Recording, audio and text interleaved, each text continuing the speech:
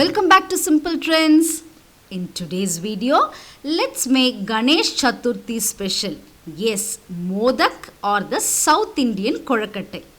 The Pidi Kodakattai is an easier version while the Modakam needs a little practice to shape them. Let's begin by making the filling for the Modakam. For the coconut Puranam, we will need 1 cup of grated coconut tightly packed. With the same cup, I have taken 3/4 cup of jaggery. Dissolve the jaggery in water, boil and keep it ready. Roast the coconut in half teaspoon of ghee on a low flame for just 2 minutes.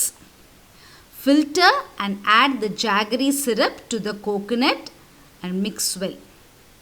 Cook till it thickens. It will take around 3 to 4 minutes. The coconut will absorb the jaggery. Add 1/4 teaspoon elaichi powder for added taste. Now switch off and allow to cool. Once this thickens well,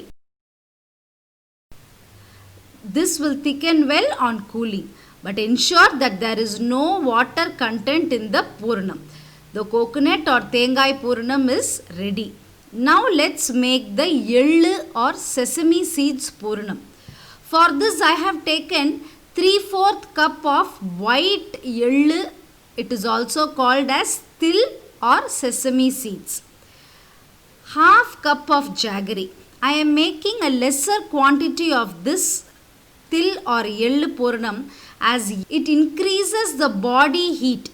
So consuming it in small quantities gives more benefits. In a kadai, add a few drops of ghee and add the til or the Yellu seeds. While keeping the flame low, roast for a few minutes. It will begin to pop and splutter. Keep tossing to avoid burning and charring because these seeds are very thin. The til seeds change in color. It will become light brown. It starts giving a nice aroma. Til seeds are rich in calcium and very good for the bones too. The jaggery has the mineral iron and this combination is much needed for people of all age groups. Now switch off and cool. Transfer it to a mixer jar. Add the jaggery and pulse for a few seconds. It will become a powder. If you blend it for long, the til seeds will leave out oil and it will become a paste. With a sweet filling, the til or Yellu Puranam and the Thengai or coconut Puranam is ready. Now let's make the salt or urad dal filling.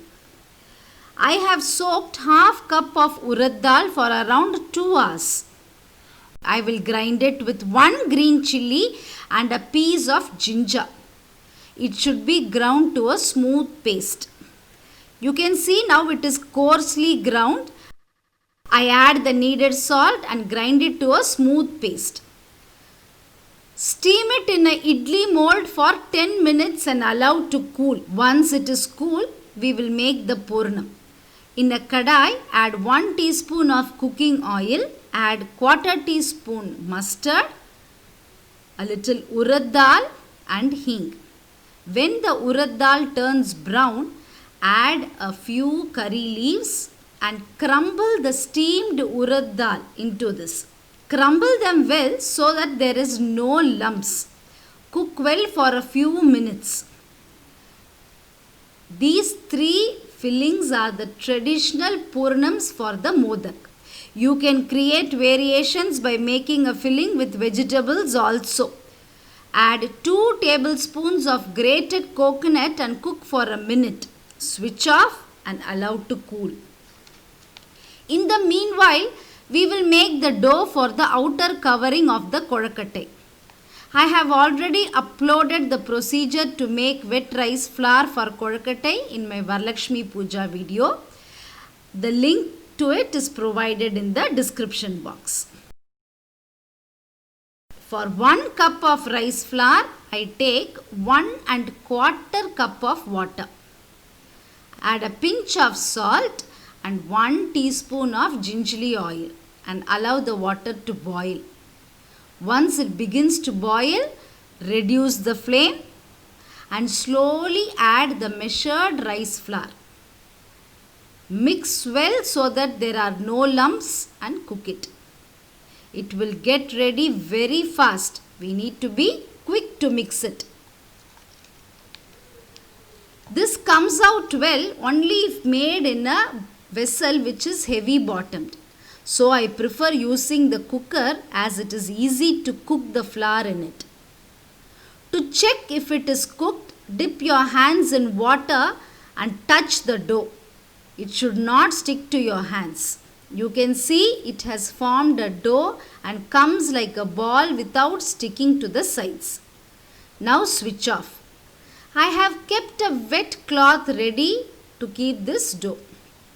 Remove the dough from the vessel and cool it in the wet towel. Cover and keep aside till it cools. If you keep it in the vessel without the wet cloth, it will become dry and shaping the modak will be very difficult. Once it is cool, we can start making the modakam. Grease a idli mold and keep it ready.